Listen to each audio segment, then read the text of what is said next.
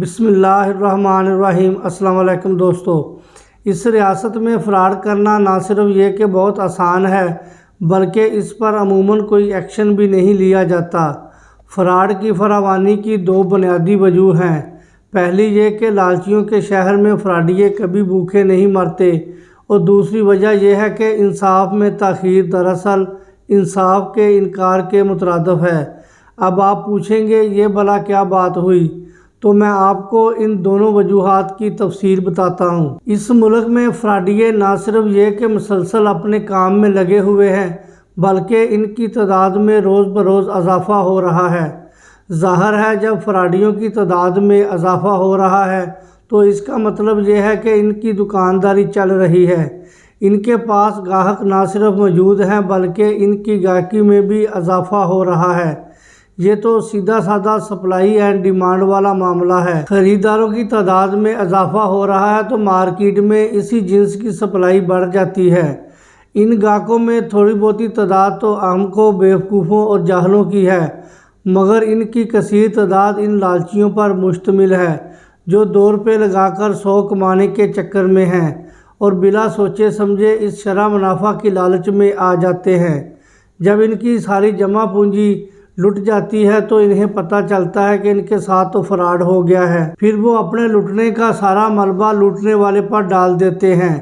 اسی دوران اکثر فراڈیے سارا مال متاع سمیٹ کر دبئی وغیرہ بھاگ جاتے ہیں۔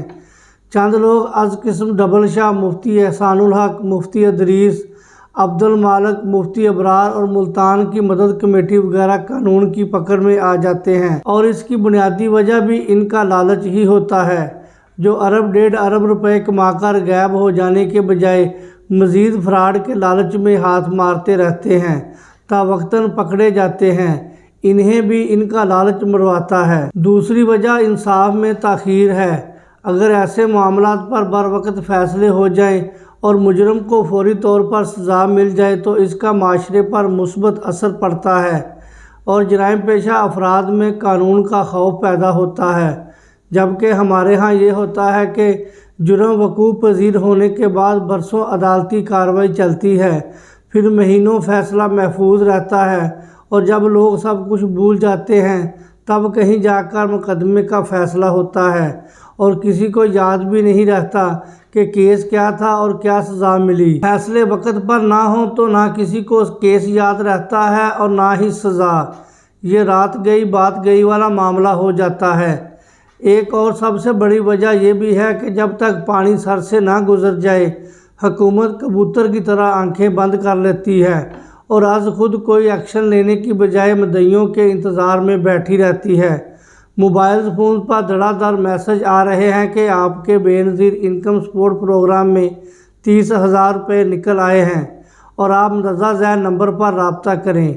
یہ پیغامات کثرت سے آ رہے ہیں اور دیے گئے نمبر پر رابطہ کریں تو آگے سے جواب بھی ملتا ہے اور پیسے دینے کا اقرار بھی ہوتا ہے۔ ظاہر ہے بہت سے لوگ اسے جھوٹ اور فراڈ سمجھتے ہیں، لیکن بے شک 8-10% لوگ ہی صحیح، مگر کچھ لوگ اس فراڈ کا شکار ہو جاتے ہیں اور فراڈیوں کا کام چلتا رہتا ہے۔ ضرورت مند کے دل میں لالچ غیر حاجت مند کی نسبت شاید جلد پیدا ہو جاتا ہے، اس لیے وہ ان پیغامات پر یقین لے آتا ہے اور فراڈ کا شکار ہو کر بعد میں پچھتاتا ہے۔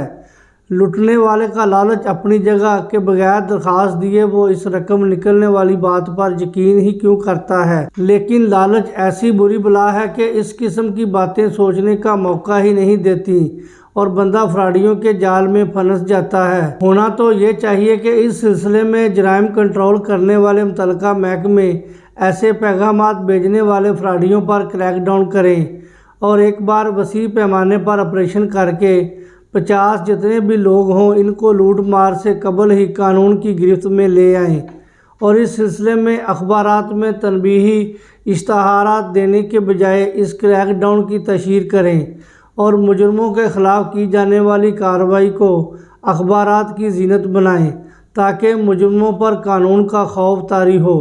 مگر ہوتا کیا ہے، سرکار ایک اشتہار دے کر بری الذمہ ہو جاتی ہے اور لوگ لٹتے رہتے ہیں۔ جب لوگ لٹ لٹا کر FIA وغیرہ میں روتے ہوئے پہنچتے ہیں تو آگے سے سرکاری اہلکار ان کا مذاق اڑاتے ہیں اور الٹا ان کو ذلیل خوار کرتے ہیں۔ یہ ٹھیک ہے کہ ان کے رٹنے کے پیچھے ان کا لالچ کار فرما ہوتا ہے، مگر اس کے باوجود حکومت اپنی ذمہ داری سے پہلو تہی نہیں کر سکتی۔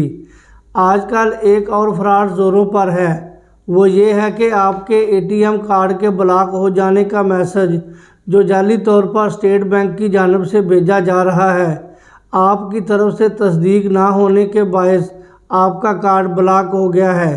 آپ درج ذیل نمبر پر رابطہ کریں۔ آگے ساری کہانی کا تو آپ کو علم ہی ہوگا۔ مجھے بھی مورخہ 24 اگست کو اسی قسم کا ایک میسج آیا جس میں مجھے ایک نمبر پر رابطہ کرنے کا کہا گیا۔ میں نے یہ میسج نظر انداز کر دیا۔